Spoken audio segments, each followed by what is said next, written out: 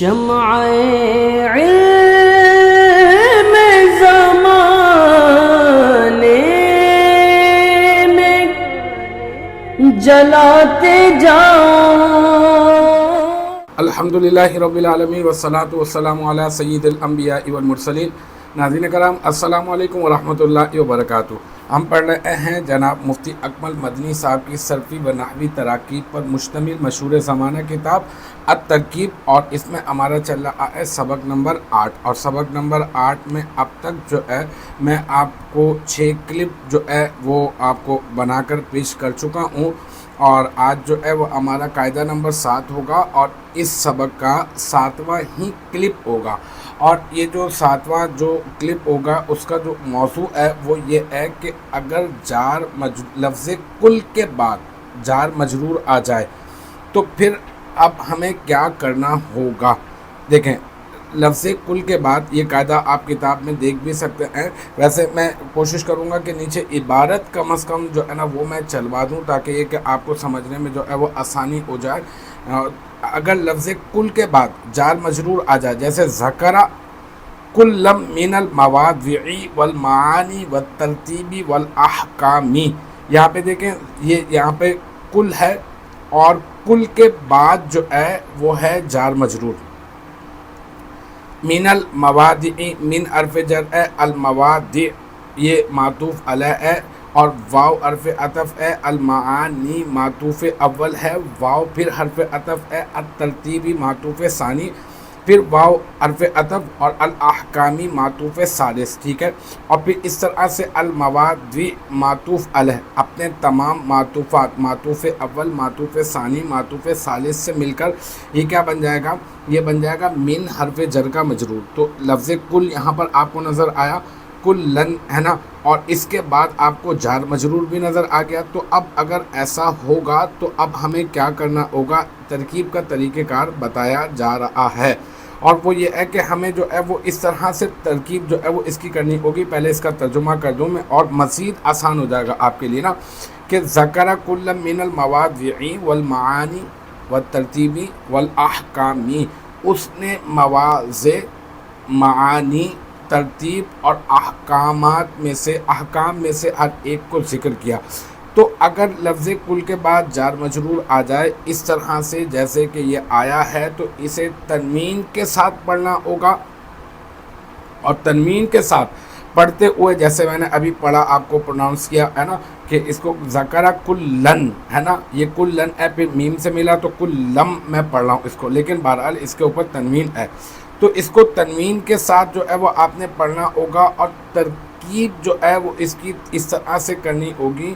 یہ چند چیزوں کا لحاظ رکھنا ہوگا، جیسے کہ مثال کے طور پر یہ ہے کہ آپ نے کل کو سب سے پہلے کیا کرنا ہے، آپ نے کل کو مضاف بنا دینا ہے۔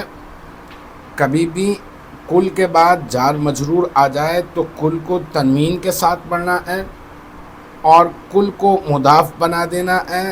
پھر مضاف الیہ کسے بنائیں گے، مضاف الیہ آپ نے اس کے بعد جو ہے وہ آپ نے، یعنی یہ جو کل ہے نا، کل کے بعد آپ نے جار مجرور سے پہلے آپ نے عبارت کا لحاظ کرتے ہوئے میں یہاں پہ نکال رہا ہوں واحدین، آپ کچھ بھی محذوف نکال سکتے ہیں، اگر نکلا ہوا ہو تو محذوف آپ کو نکالنے کی ضرورت نہیں ہے، اگر سیاق و سباق کے اعتبار سے اگر جو ہے معنی پورا ہو رہا ہے تو نہ نکالیں آپ، لیکن میں آپ کو اس طرح سے بتا رہا ہوں کہ اس طرح سے ہم لوگ نکال لیں گے۔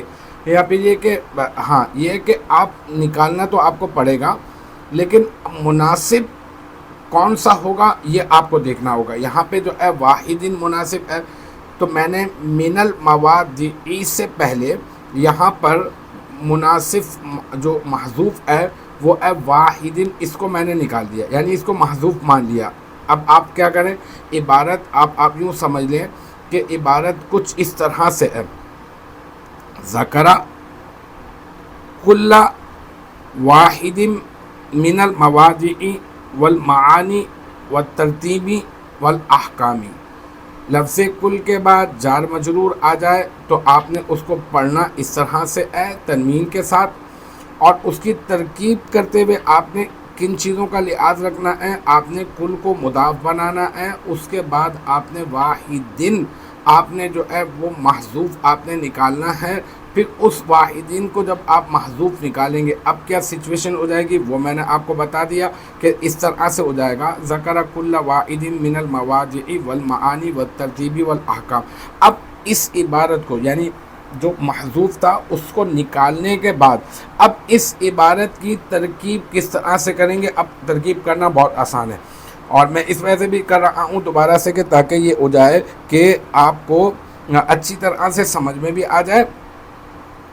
اور مزید جو اس کے اندر ایک قاعدہ اپلائی ہو رہا ہے جو پیچھے ہم نے پڑھا تھا غالباً سبق نمبر 4 میں جب جار مجرور کے قواعد ہم لوگ پڑھ رہے تھے تو اس وقت میں ہم نے ایک قاعدہ پڑھا تھا تو وہ بھی یہاں پہ اپلائی ہوگا. بلکہ ایسا کرتا ہوں میں پہلے آپ کو وہ قاعدہ ہی بتا دیتا ہوں کہ اگر آپ کو ایسا ہو کہ اس میں نکرہ آ جائے اور اس میں نکرہ کے بعد جب بھی آپ کو جار مجرور نظر آئے گا تو آپ اس میں نکرہ کو موصوف بنائیں گے اور جار مجرور کو کسی کے متعلق کر کے آپ کیا بنائیں گے صفت.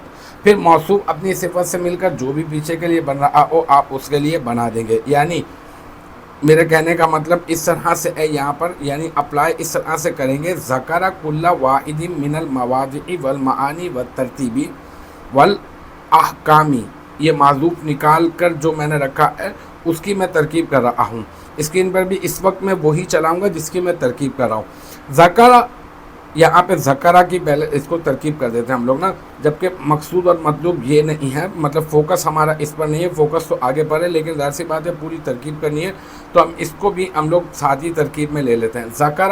ذکرہ صیغہ واحد مذکر غائب فعل ماضی مثبت معروف. اس میں ہوا ضمیر مرفوع متصل مستتر اس کا فاعل اور کلّا مضاف اور واحدن اس کو کیا بنانا ہے جس کو محذوف نکالا ہے یہ ایک نکرہ من المواضع والمعانی والترتیب والاحکام. یہ پورا جار مجرور ہے تو نکرہ کے بعد جار مجرور آ گیا ہے تو اب نکرہ کو وہی جار مجرور کے قواعد کے تحت نکرہ کے بعد جار مجرور آ جائے تو آپ نے نکرہ کو موصوف بنانا ہے اور جار مجرور کو کسی کے متعلق کر کے صفت. تو ہم کیا کریں گے واحدین کو موصوف بنا دیں پہلے پھر آپ جو ہے من حرف جر المواضع معطوف علیہ واو حرف عطف المعانی معطوف اول واو حرف عطف الترتیبی معطوف ثانی والاحکامی واو حرف عطف الاحکامی معطوف ثالث.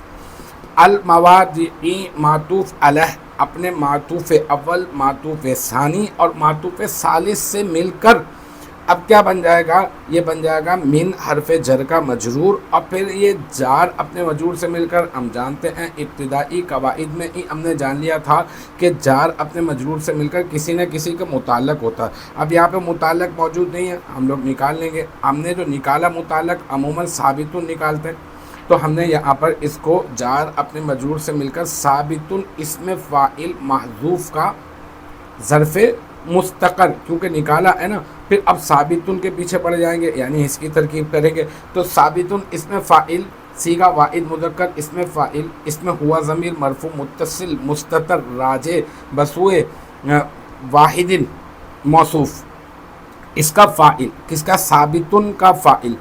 پھر ثابتن اسم فاعل اپنے فاعل اور اس ظرف مستقر من المواضع والمعانی والترتیبی والاحکامی اس ظرف مستقر سے مل کر شبہ جملہ اسمیہ ہو کر یہ بن جائے گا واحدن موصوف کی صفت. پھر واحدن موصوف اپنی صفت سے مل کر مرکب توصیفی ہو کر کلّا مضاف کا مضاف الیہ اور پھر کلّا مضاف اپنے مضاف الیہ سے مل کر یہ بن جائے گا ذکرہ فعل کا مفعول بہ اور ذکرہ فعل اپنے فاعل اور مفعول بہ سے مل کر جملہ فعلیہ خبریہ ہو جائے گا. تو الحمدللہ اس طرح سے ہمارا قاعدہ نمبر 7 اور اس کلپ کا اس سبق کا 7واں کلپ اپنے اختتام کو پہنچا جس میں ہم نے یہ جانا کہ لفظ کل کے بعد جار مجرور آ جائے تو کس طرح سے ہم نے ہینڈل کرنا ہوگا.